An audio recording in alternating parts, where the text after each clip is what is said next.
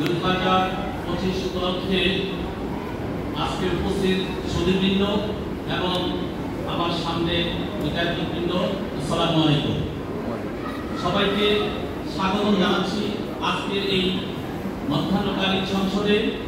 আজকের চূড়ান্ত অধিবেশনের প্রস্তাবিত বিষয়, এই সংসদ মনে করে জুলাই চেতনা বাস্তবায়নে আগামী বাংলাদেশে সুশাসন নিশ্চিত করাই সর্ববৃহৎ চ্যালেঞ্জ।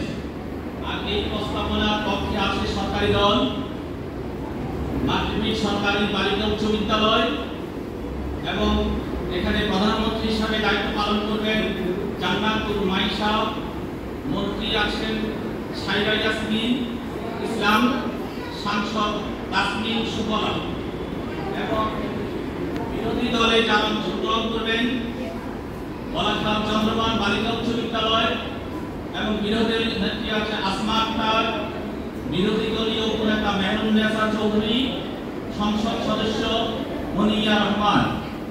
আমি প্রথমেই মাধ্যমিক উচ্চ বিদ্যালয়ে প্রধানমন্ত্রী জান্নাতুল মাইশাকে তার মূল্যবান বক্তব্য প্রদান করার জন্য অনুরোধ করছি।